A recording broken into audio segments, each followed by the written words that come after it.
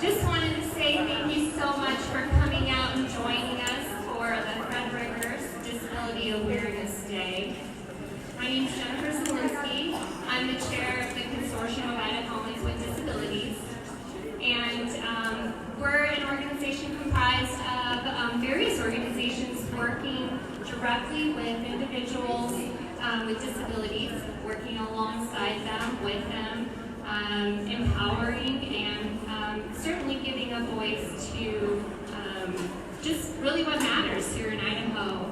We do this every year, and what makes it so remarkable is bringing everyone together and for one cause. Fred Riggers really honoring his name, honoring him by wearing bow ties and then giving him a presence. But the Consortium of Idahoans, all of our groups, we come together every year and we really spend a lot of time looking into what policies do we want to support and ensure that they are giving a voice and working for individuals with disabilities, but also what are the things that may hinder, create setbacks, and certainly need a stronger voice to say, no, we need to stand up to this. So we did want to say thank you for attending this event. We're always so pleased with the outcome. And I'm going to introduce Christine Pisani, and she's going to read the proclamation for Fred Riggers Disability Awareness Day. And then we actually have an award that we'd like to give out to after that. Oh yay, so now we do have Hunter here. Welcome. That's okay. Hunter is Fred Riggers' grandson, and what's always so special about this event is a family member really talking about the importance of Fred and just his remarkable story and journey, and really why we dedicated this day to him. So actually, I'd love to introduce Hunter and hear his story.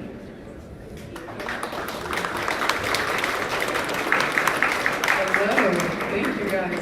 I am Fred Riggers' favorite grandson. My name's Hunter.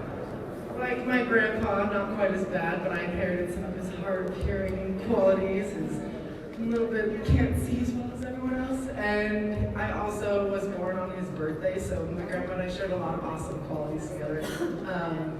It was super cool growing up with him, just like seeing someone who, like a person with disabilities who didn't let that overcome or take over their life, who always saw it as like an opportunity rather than like a setback. As someone who grew up to eventually have things that like could have been taken that way, it was really inspiring to see that from my grandpas. A lot of you probably knew. A lot of you might have met my grandpa if you were fortunate enough to. He's a really awesome guy. It's really interesting. I love seeing all the bow ties around here. Look at this. It's so fun. I actually got my grandpa his first bow tie. I don't know, like if you ever told anyone that story. He used to come to the Capitol every single day. I lived with him for a minute, and he would come to the Capitol every day, and he would always, dress super nice. And he was a farmer in North Idaho before he moved to Boise. So when he moved down to Boise, he wanted to have something to do, get involved with the community, really get to know like how politics work, what he can do to empower himself and bring, a sense of empowerment to other people who, individuals with disabilities like him. So it's really inspiring to see those things. And then I just remember one day I'm like, Grandpa, you wear a suit and tie every single day. Have you ever considered wearing a bow tie? Because I wear bow ties all the time. And he's like, yeah, sure, let's do it. So I put one on him, and he came home with the biggest grin. My grandpa's smile. He came home just grinning ear to ear and was so happy. He's like, everyone loved me. And if you know my grandpa, he of course said, all the ladies loved me. He's quirky like that. It's cute. But yeah, and then ever since then, every single birthday, every single Christmas, our shared birthday, we would get matching bow ties. And it was just a really sweet thing. So seeing this is really, really awesome. Thank you guys. But yeah, no, my grandpa, wonderful guy, just such an advocate for so many people. It was so powerful to hear. I come to this event the last few years and heard people talk about my grandpa, just their testimonies of like the powerful message that he was able to bring to everyone he encountered. He always talked about how there's nothing more powerful than having a cup of coffee with someone and just a conversation with someone and really just humanizing every situation that you can, and just realizing that even though there may be moments where we have differences or, you know, in my grandpa's case, disabilities, that it wasn't ever something that should hinder a relationship with someone or a conversation with someone, because at the end of the day, he emphasized the humanity behind us rather than the differences behind us. And it's just such a powerful thing to consider. And it's something that we try to live on. My family tries to continue to keep that concept of, you know, the power of a cup of coffee, the power of a conversation, and humanizing every situation that you can with another individual. So it's something that I hope to take on, you know, and bring that legacy forward with my grandpa's, you know, awesome interactions with all of you, and hopefully my future interactions with everyone as well. So yeah, I'm really thankful that you guys had me here. I'm proud to represent my family. Thank you guys so much for being here today.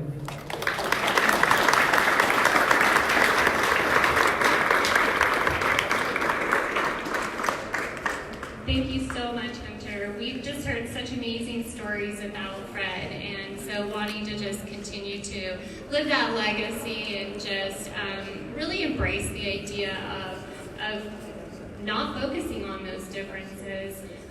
So what we want to do next is I'll introduce Mel Leviton, and she is going to be presenting the Maryland Sword Award today. Somebody that has been a big presence in our community. She'll go ahead and explain who we've chosen, and then we'll present the award. I'm explaining who we've chosen? Yes. Wow, everybody knows who we've chosen. I've got some explaining to do. So, you want to see the award first before I tell you who it's going to? You all know if you read the things. Yeah, because I am so terrified of breaking it. Okay, you'll read it. Can you read it? Yes. That's fabulous. Yep. So this is the Consortium of Idahoans with Disabilities, the Maryland Sword Award, and it's presented to Roger Howard in recognition of the Outstanding Advocate and Community Service 2020. So we're honored to be able to present this to an individual who's spent so many years in the community, an amazing advocate himself. But now upon retirement, being able to really just highlight some of the amazing things he's done. Thanks. Get up here, Roger.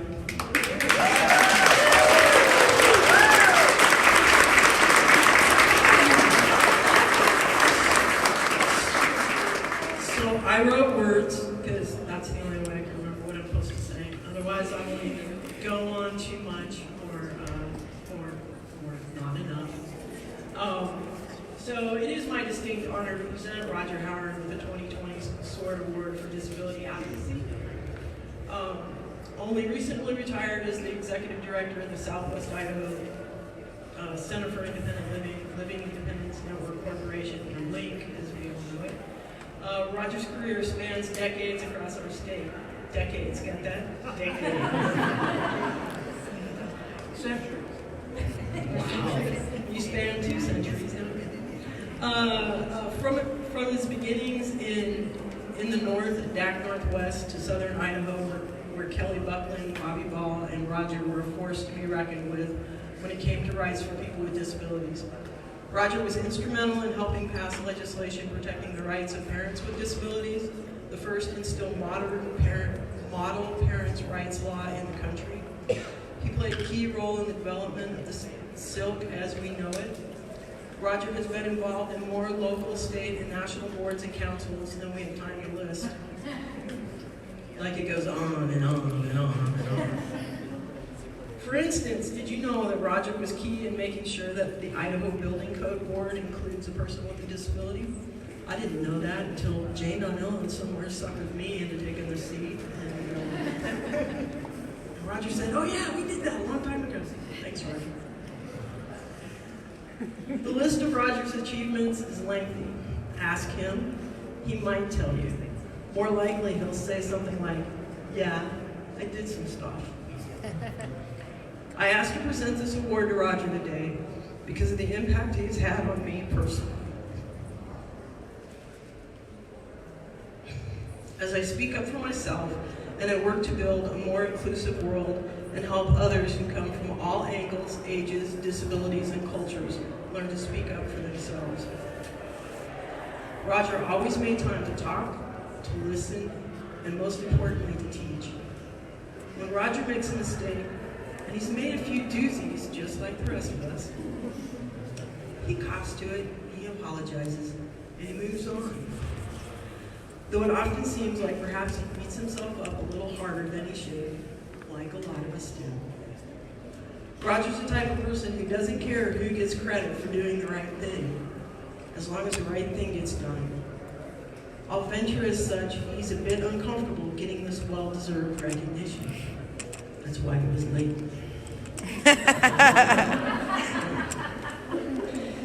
He's just over there saying, yeah, I did some stuff. Roger is humble and ever so willing to share his knowledge, experience, and his resilience. He has helped to make our voices loud and proud. He has helped me and many others find our voice in music. May we, like Roger, remember to keep our eye on the prize, uncaring about who gets the credit. Let it be enough that we all benefit when each of us speaks up here in our house, in our communities, in our state, in our country, and in our world. Whose rights? Our rights. Thanks for letting me do this, Roger. Thanks, Roger.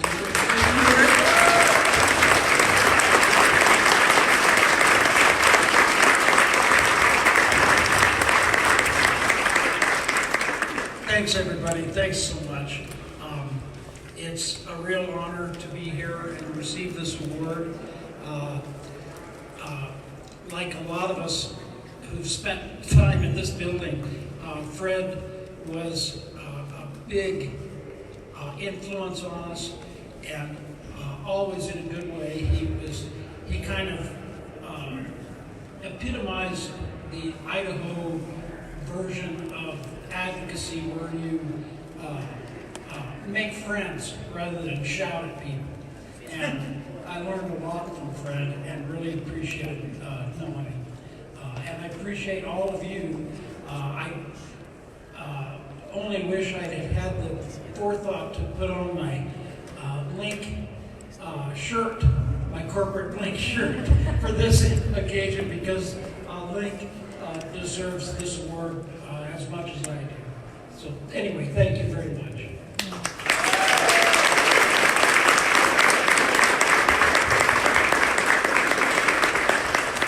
Thanks so much, Howard. So next, I'd like to introduce Christine Pisani, who will be presenting the proclamation really designated to Fred Rigger's Disability Awareness Day. Thank you, Jennifer.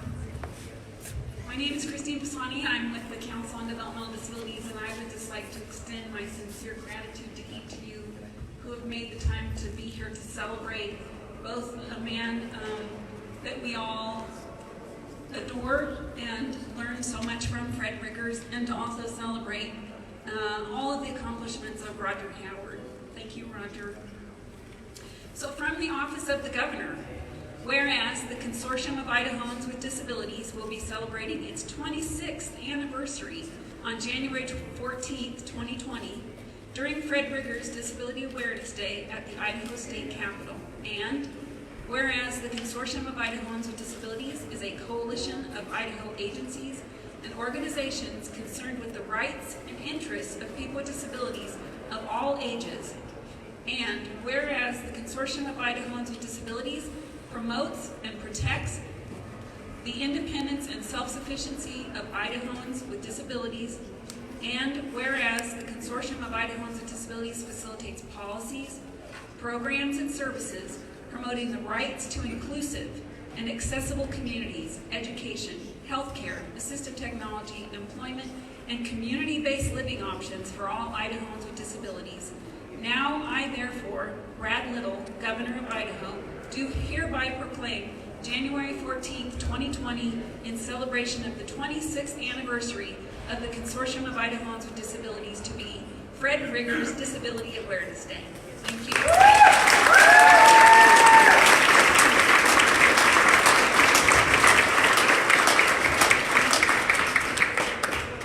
All right, well, thank you so much. What an amazing event.